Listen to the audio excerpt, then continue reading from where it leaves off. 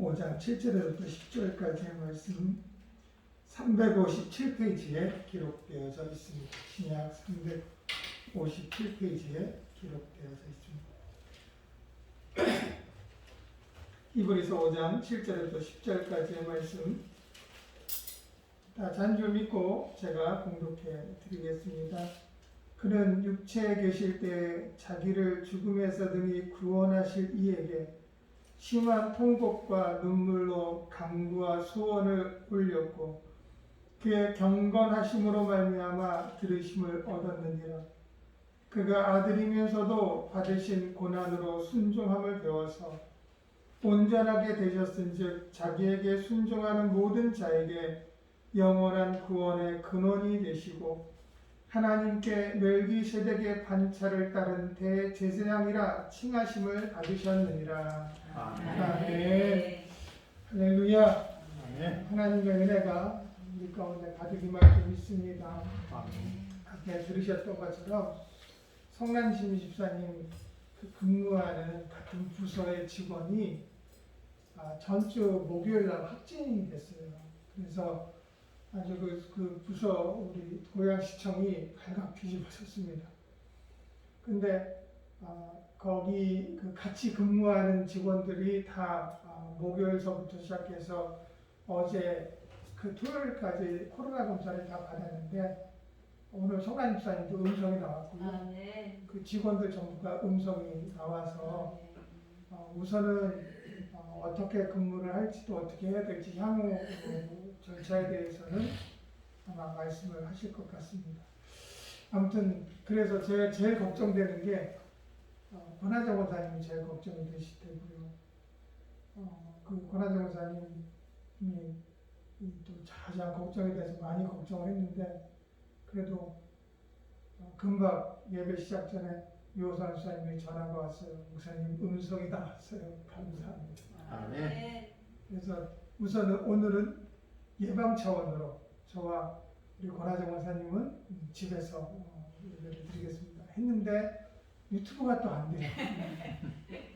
그리고 지금은 저 유튜브는 안 되고 그 핸드폰 동영상으로 지금 예배를 찍고 있습니다. 그래서 나중에 우리 그 유튜브 계정에 업로드를 시키려고 동영상으로 찍고 있는데 아무튼 하나님의 뜻이 있으시겠죠. 전주서부터 2주가 유튜브가 안 돼요. 전주에는 유튜브가 됐긴 됐는데 너무 많이 중간에 끊어져서 많이 듣지를 못했다고 얘기를 하시더라고요. 그래서 우선은 우리 안에 있는 지금 다음 주에 KT에 전화를 해서 여기 유선 그 인터넷 좀 주파수를 좀 올릴 수 있는 방법이 있느냐 아니면 아내를 좀 빼줄 수 있는 방법이 있느냐라는 부분들을 한번 체크를 해보고 아무튼 좀 방법을 써야 되지 않을까 생각이 되어집니다. 오늘 본문의 말씀을 가지고 예수님의 생활이라는 제목으로 하나님 말씀을 함께 나누고자 원합니다. 저는 가끔 이런 생각을 해봐요. 어떤 생각을 해보냐면 내가 지나가고 난 뒤에 내가 지나간 자리에 나에 대한 평가는 어떻게 내려질까 라는 생각을 하게 됩니다. 이영훈 장로님 소천하시고 난 다음에 우리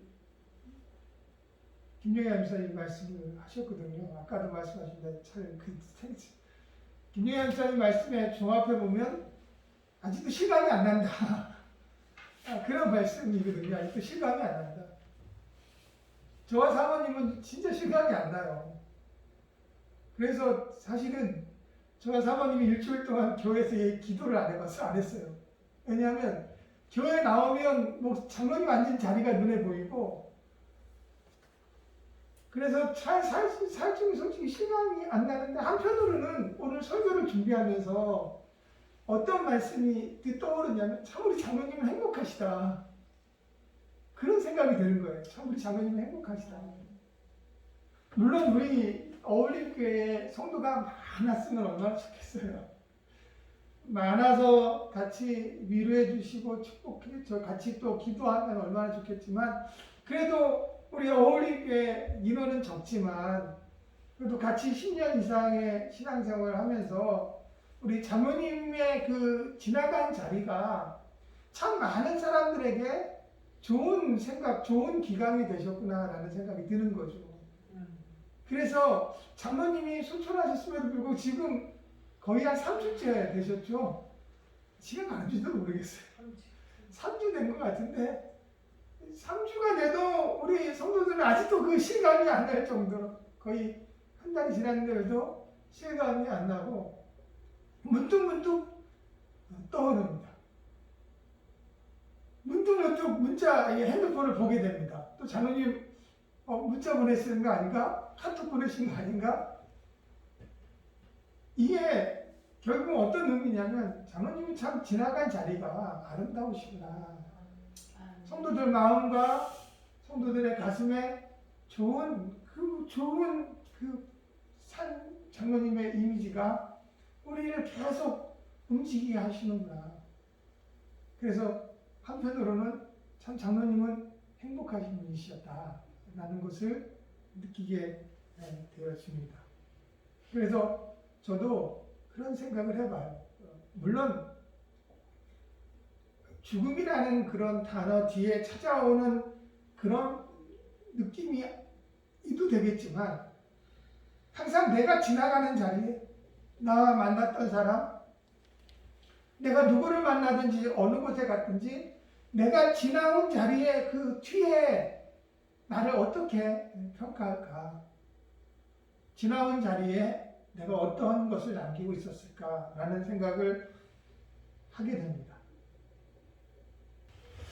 예수님께서는 십자가에 죽으시고 부활하신 후 제자들과 40일간 함께 계셨습니다. 40일간 함께 계시고 승천하신 후에 제자들은 예수님에 대해서 어떻게 증거하고 있는가 라는 것을 살펴볼 때 가장 먼저 예수님을 승천하시고 난 다음에 예수님에 대해서 증거했던 자가 바로 수제자 베드로였어요.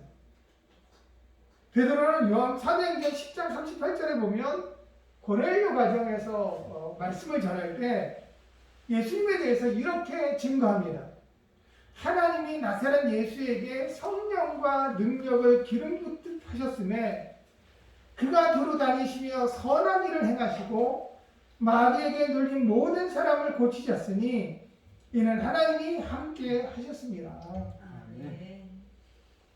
그러니까 예수님의 지나가는 뒷자리를 그의 수제자인 베드로는 이렇게 고백합니다. 예수님은 하나님의 성령과 능력에 기름 붓듯하게 두셨고 그리고 두루 다니시면서 선한 일을 행하셨는데 그 선한 일이 어떤 일이냐? 마귀에 눌린 사람들을 고치시고 그리고 연약하고 마음에 상처받은 자들을 위로해 주시고 항상 그들과 함께하는 삶을 사셨는데 결국 그 삶은 하나님이 함께하신 삶이라 이렇게 고백하고 있다라는 것입니다. 이 말씀의 핵심은 예수님의 삶과 생활은 항상 하나님과 동행하는 삶, 동행하는 생활이었다라는 것을 증거하고 있는 것이죠. 베드로의 설교에서 알 수 있듯이 예수님은 하나님과 떨어진 적이 한 번도 없으십니다. 하나님이 주신 성령과 능력 안에서 하나님과 함께 생활하셨습니다. 하나님과 함께 한다는 말은 우리 삶에서 끊임없이 우리 입술에 붙어있는 말씀이기도 합니다. 그런데 어느 순간에 정말 내 배후에 이런 질문이 불현듯 질문을 던질 때가 있어요. 정말 내 삶 속에서 하나님이 함께 계시는가? 내가 살아가는 삶이 정말 예수님의 삶처럼 예수님의 생활처럼 하나님과 동행하는 삶을 살아가는가?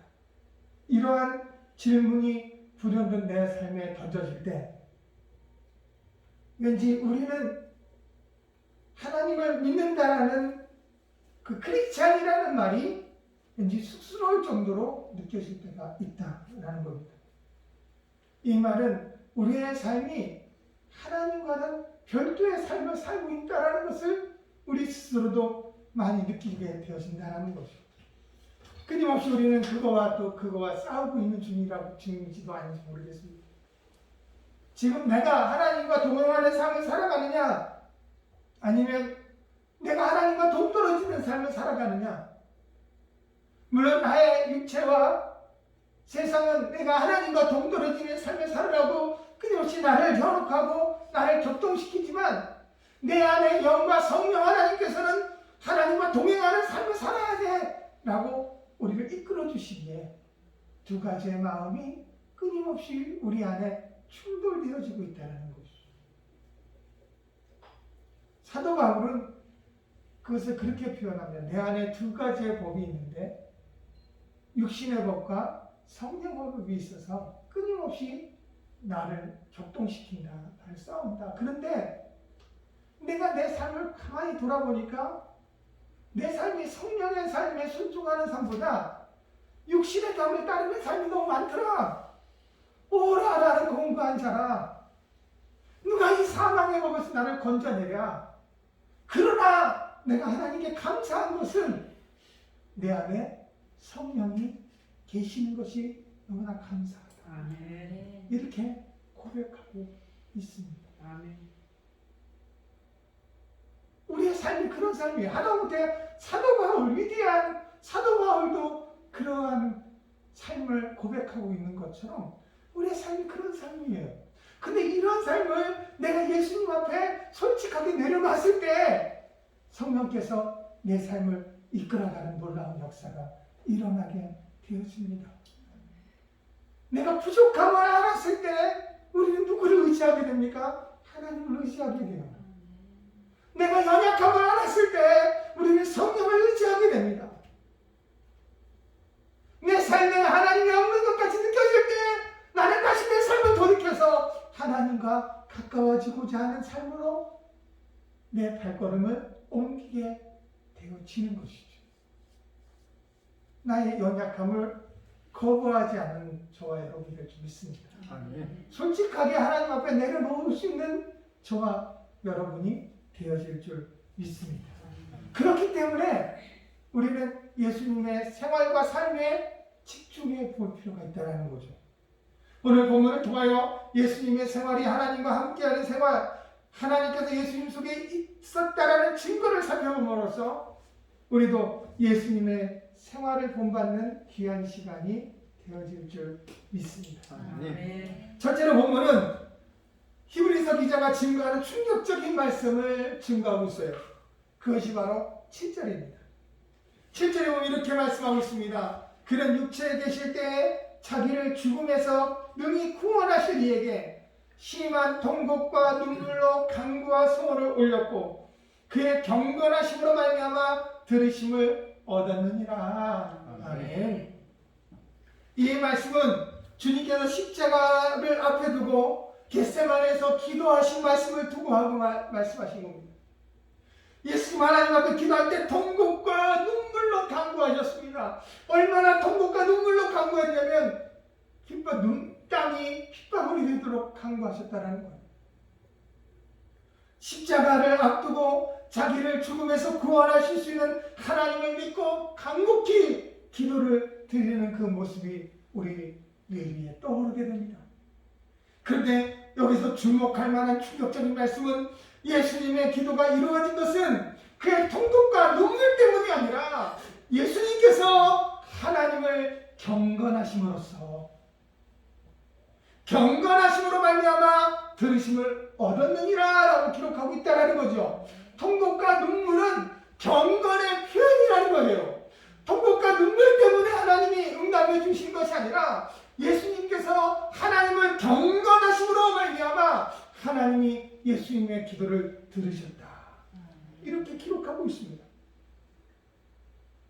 그동안 우리가 알고 있는 기도의 응답의 방법과는 조금 다른 그러한 충격적인 말씀을 기록하고 있는 거죠. 개역 개정에서는 우리가 보고 있는 성경책에는 경건이라고 번역되었지만 개역 한글과 표준 세번역에는 경외하심으로 라고 번역되어져 있습니다. 원어는 율라베이아스입니다.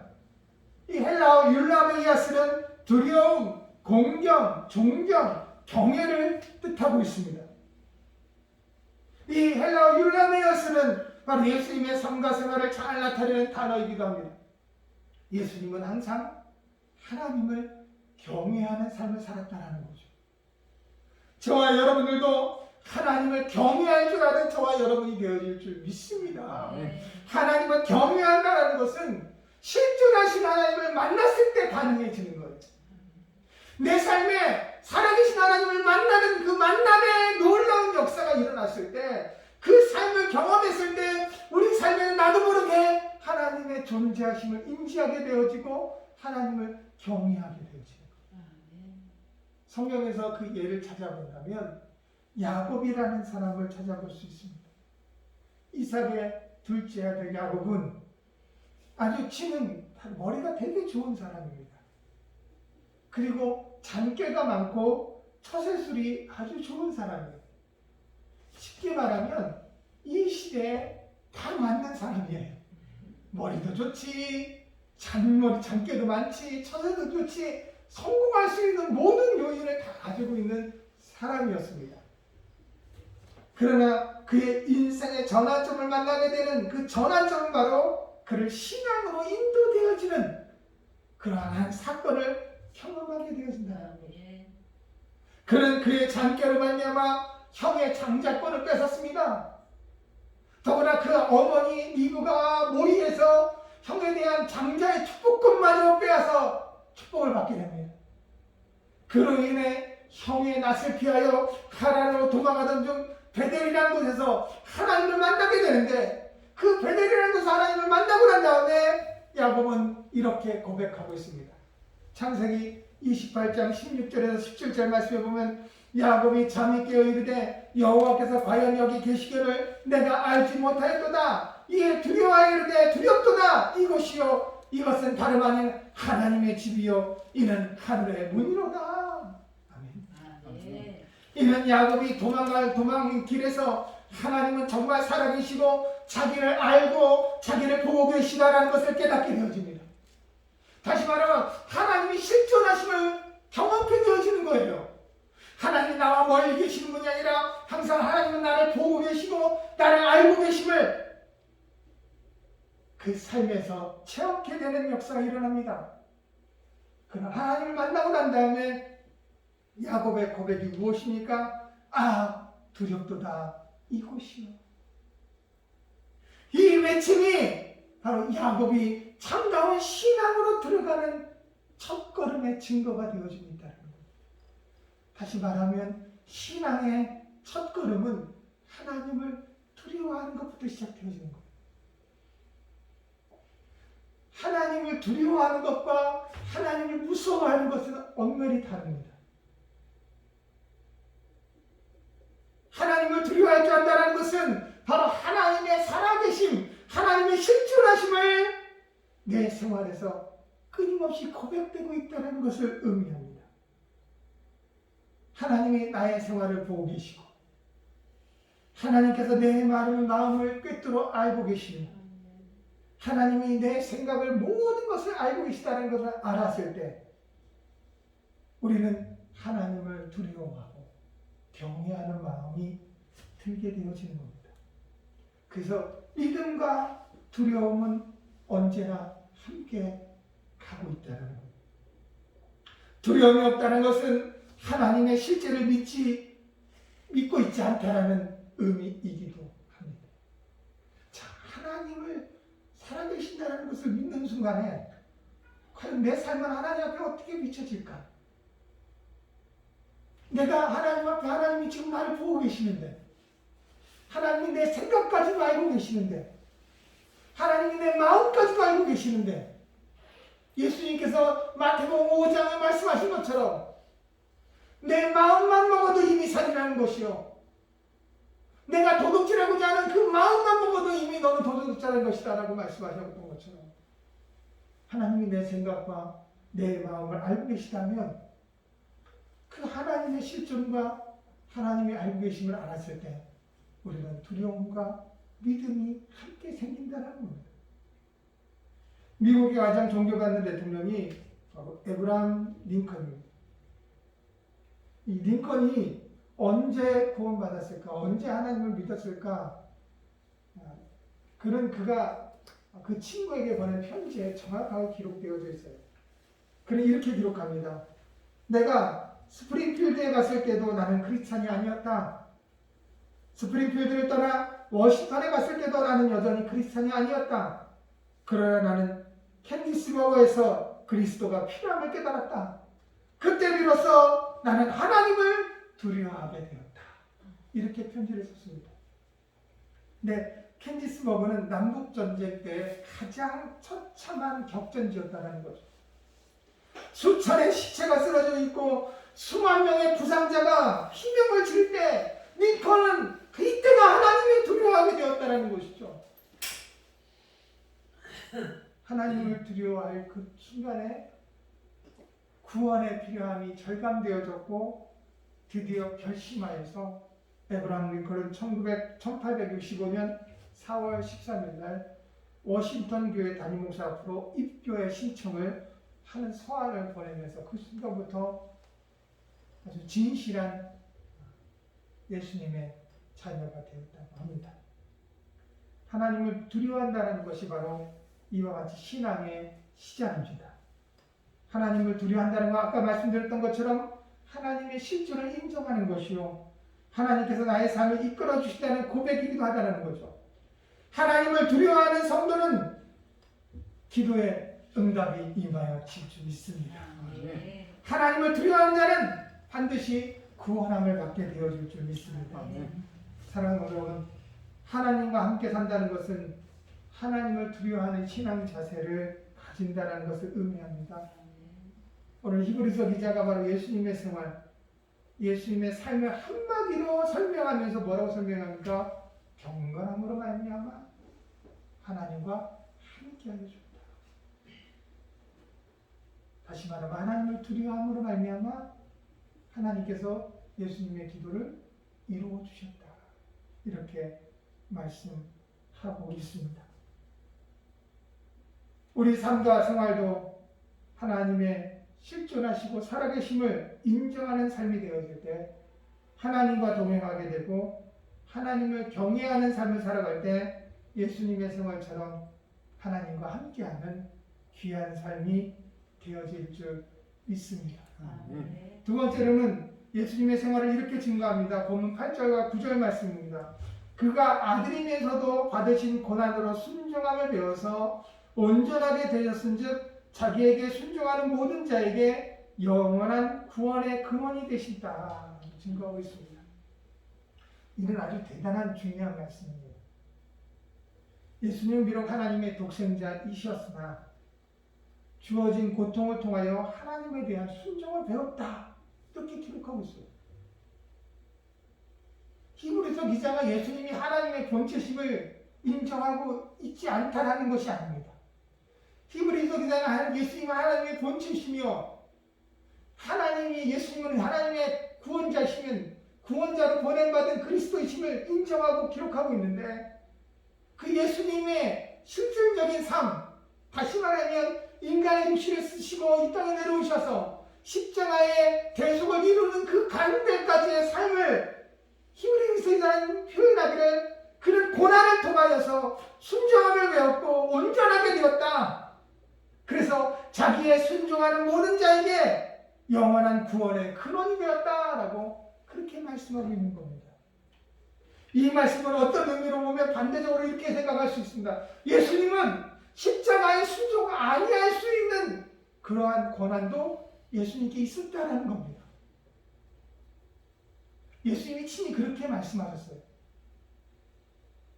너는 내가 살고 죽는 권한이 누구한테 있다? 나한테 있다라고 말씀하셨습니다.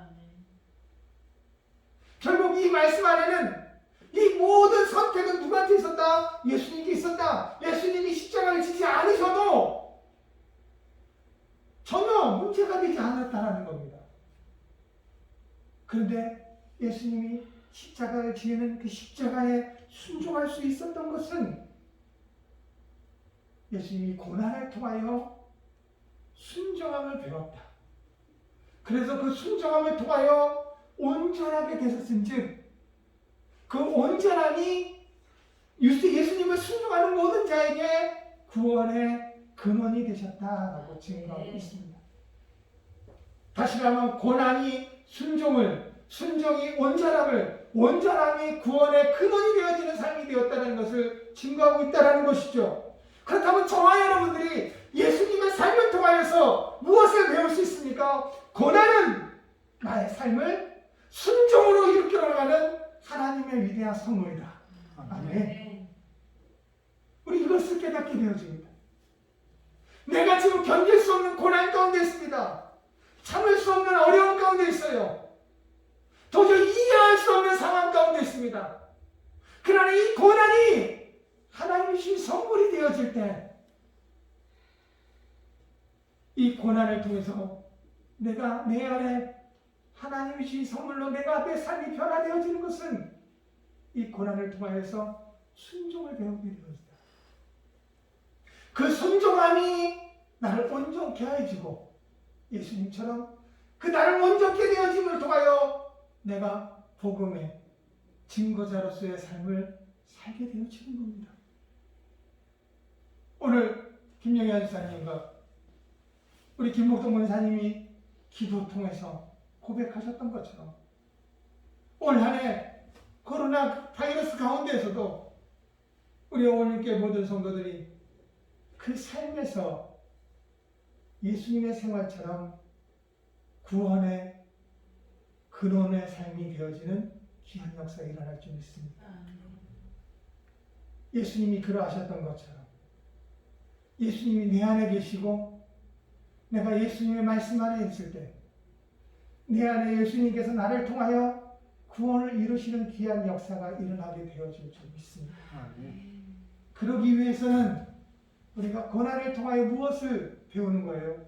순종함을 배워서 우리 삶이 온전하게 이루어짐으로 말미암아 진정한 구원의 도구로서 우리가 당당히 쓸 수 있다라는 겁니다. 예수님께서는 겟세마네 동산에서 이렇게 외칩니다. 아버지여, 아버지여, 하실 수만 있다면 이 잔을 내게 물리쳐 주옵소서. 결국 이것이 예수님의 뜻이었다는 거죠. 그날 예수님의 공생의 기간 동안에 그 수없이 많은 고난을 통하여서 무엇을 배운 거예요? 순종함을 배워서 예수님이 나중에 뭐라고 고백합니까? 아버지요, 내 뜻대로 하지 마옵시고 아버지의 뜻대로 행하시옵소서. 이 고백의 기도를 하나님이 내 속에 계십니다 라는 생활의 고백이 되어질 줄 믿습니다. 사도 바울은 로마서 5장 19절에 이렇게 고백합니다. 한 사람이 순종하지 아니함으로 많은 사람이 죄인이 된 것 같이 한 사람이 순종함으로 많은 사람이 의인이 되겠다 라고 증거하고 있습니다. 그러면 순종은 어떻게 하는 것일까요? 순종은 어떻게 하는 것일까요? 혹시 신구약의 성경 말씀을 철저하게 지키는 것이 순종이라고 생각하십니까? 그렇다면 순종은 불가능한 것 같아요. 우리 삶에서 하나님의 말씀을 온전히 따르고 그 말씀을 온전히 따라가는 삶이 순종이라면 그건 우리는 불가능해요. 우리는 할 수 없어요. 근데 오늘 본문이 순종에 어떻게 하면 순종하는 삶을 살아갈 수 있는가라는 것을 우리에게 알려주는데 예수님은 고난을 받으심으로 순종을 배우셨다라는 겁니다. 내 욕심 다 채우고 내가 하고 싶은 말 다 하고 내 뜻, 내 계산 등에 다 한 뒤에 내 시간, 내 일을 다 채우고 순종한다면 그것은 순종이 아니라는 거예요. 고난 즉 십자가를 통하여 순종을 배우셨다는 말은 하나님을 위해서 내가 내 모든 것 손해보고 하나님을 위해서 내가 내 모든 것 희생하며 하나님을 위해서 나의 모든 것을 내려놨을 때 그때 순종이 이루어지는 거예요. 내가 원하는 것, 내가 갖고 싶은 것, 내가 바라는 것, 내 기준으로서 여전히 그 기준 안에서 내 삶의 잣대를 두고 있다면 우리는 순종할 수 없어요. 그러나 그 잣대가 과감하게 내려놨을 때 우리의 삶은 순종함의 삶으로 바뀌어지는 역사가 일어나게 되어질 줄 믿습니다. 아멘.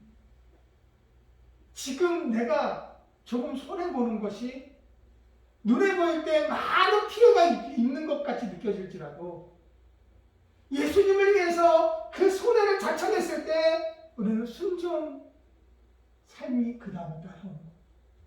사실상 그것이 고난이라는 단어로 내 삶에 찾아와서 많은 부분이 고난의 삶으로 점철되어지는 삶으로 시작되어진다 할지라도 예수를 위한다라면 내가 고난 앞에 온전히 섰을 때 그 다음에 순종함이 우리 삶에서 이루어진다라는 것이죠. 예수님은 이러한 삶을 사셨다라는 거예요. 예수님의 삶은 충분히 예수님은 자신의 능력을 발휘할 수도 있었고 그렇지 않습니까? 오병이어의 기적을 일으키면 물고기 2마리와 보리떡 5개를 통해서 5,000명을 먹고 남는 놀라운 역사를 일으켜줬습니다. 갈릴리 바다에서는 폭풍이 일어날 때 예수님은 그 바다 위를 걸어오셨고 또한 예수님께서 바다와 파도를 명할 때 잠잠해지는 역사가 일어났습니다. 죽은 자가 살아나고요. 병든 자가 고침을 받고요. 이적과 표적이 나타났습니다. 예수님은 그것을 통하여서 자기가 하고 싶은 일을 하고 잘 할 수 있었습니다. 자기가 원하는 일을 다 할 수 있었어요. 자신을 드러낼 수 있었습니다. 오병이어의 기적을 일으키고 난 다음에 백성들은 예수님을 왕으로 세우려고 했었습니다. 예수님은 그것을 아시고 스스로 그 자리를 피하셨어요.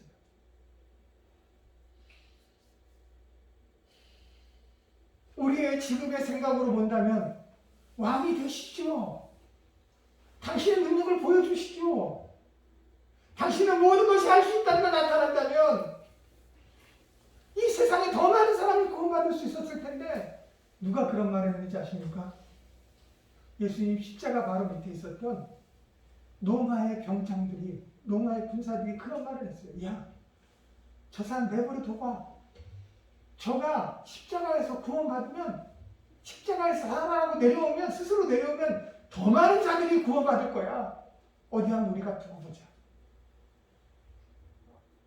우리 안에 그런 일들이 얼마나 많은지 모릅니다. 내가 잘 돼야지. 내가 성공해야지.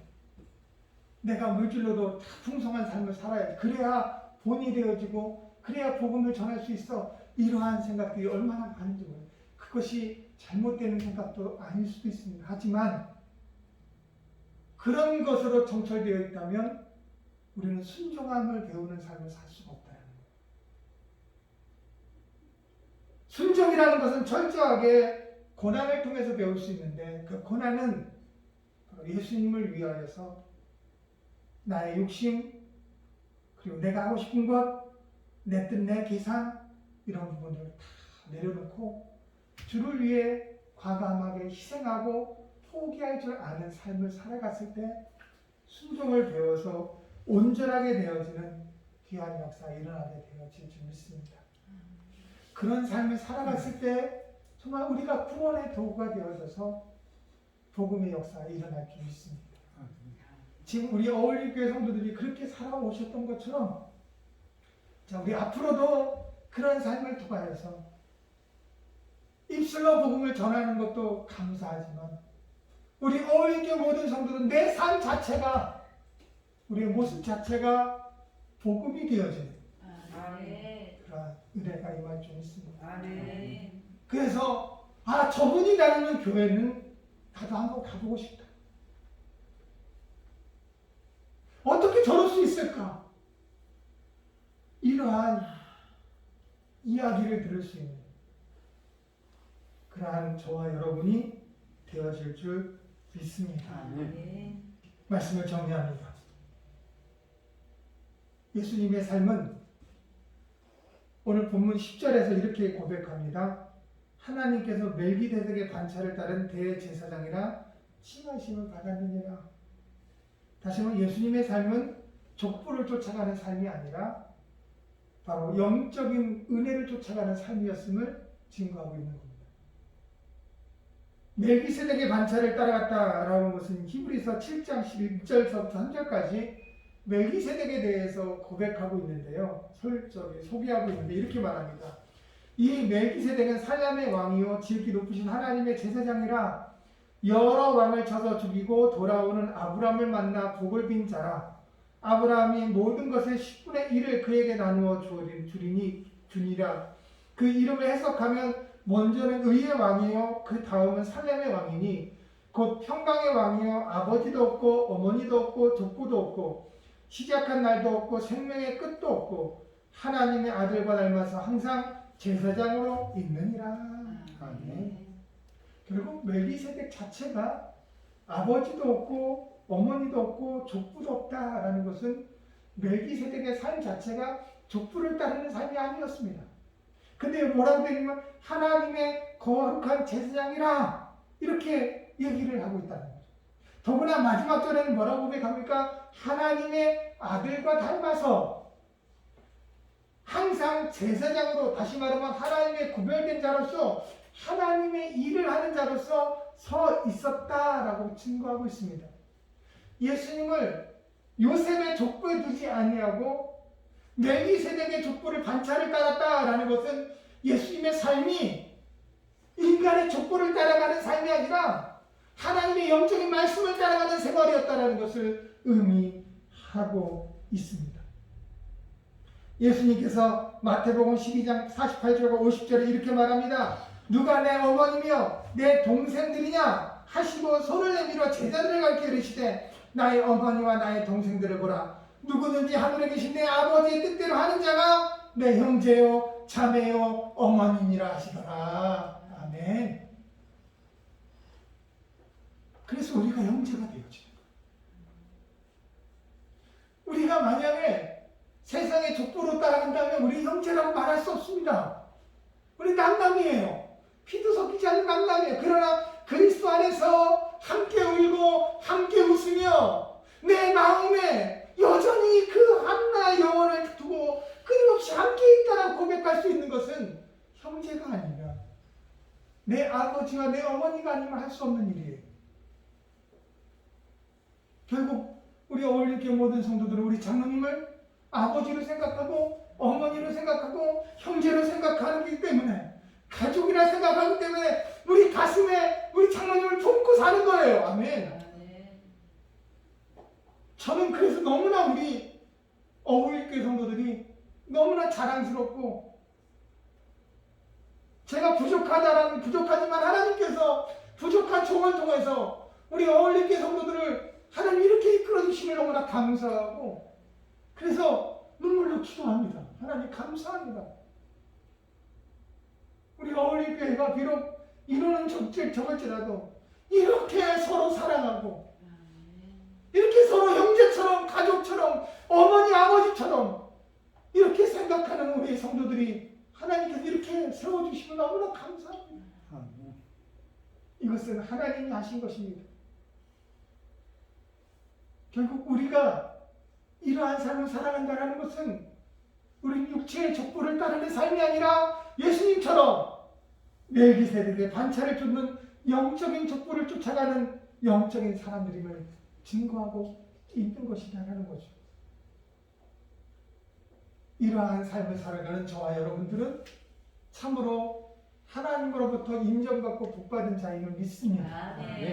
우리 삶이 아직은 그 삶이 증거가 되어지고 보이는 것이 없다 할지라도 저와 여러분들 우리 어울리교회 모든 성도들의 삶은 하나님이 복을 주신 진정한 믿음의 삶이요 은혜의 삶임을 믿습니다. 그러기에 오늘도 이 한 주간도 저와 여러분들 우리 어울리교회 모든 성도들은 고난 앞에 당당하며 오히려 고난 앞에 감사하는 저와 여러분이 믿습니다. 그 고난을 통하여 순종함을 배우고 순종함을 통하여 온전함이 되어져서 하나님과 함께하는 삶을 살아가기에 우리는 영적인 족보를 쫓아가며 내 주변에 우리 그리스도의 우리 어울리교회 성도들이 계시지 않습니까? 함께 울고 함께 웃으며 함께 하나가 되어서 나아가는 우리 성도들이 있기에 우리는 오히려 당당하게 그리스도의 삶을 본받는 그리스도의 생활을 본받는 우리 어울림교회 모든 성도들이 되어짐을 믿습니다. 아멘. 기도하겠습니다. 하나님 아버지 감사합니다. 하나님의 은혜와 사랑을 인도해 주시고 하나님의 능력을 이끌어 주시고 하나님의 영광으로 나타내 주시고 하나님께서 항상 함께해 주시면 감사합니다. 그 은혜의 귀한 역사를 이루기를 간절히 소망합니다. 그래서 우리 어울림교회 모든 성도들이 하나님을 두려워하는 삶을 통하여 하나님을 경외하게 하여 주시고 그 경외함을 통하여 응답을 이루는 삶이 되게 하여 주시옵소서. 고난 앞에 좌절하거나 포기하지 않게 하여 주시고 오히려 고난을 통하여 감사함을 통하여 순종함을 배우게 하여 주셔서 온전케 되게 하시고로 말미암아 우리 사랑하는 어울림교회 모든 성도들의 삶과 생활 모든 모습이 복음이 되게 하여 주셔서 온전히 예수님을 증거하는 귀한 역사가 일어나게 하여 주시옵소서. 그런 말미암아 우리 어울림교회 모든 성도들은 하나님 그리스도 예수 안에서 예수님의 십자가의 보혈로 하나가 되어지는 형제요 어머니요 아버지요 가족임을 믿사오니 서로 든든한 버팀목이 되게 하여 주시고 힘이 되게 하셔서 위로가 되어지는 귀한 역사가 일어나게 도와주시고 온전히 하나님 앞에 온전히 쓰임받는 거룩한 백성들 되게 하여 주시옵소서. 예수님의 이름으로 간절히 기도드리옵나이다. 아멘. 할렐루야. 우리 하나님께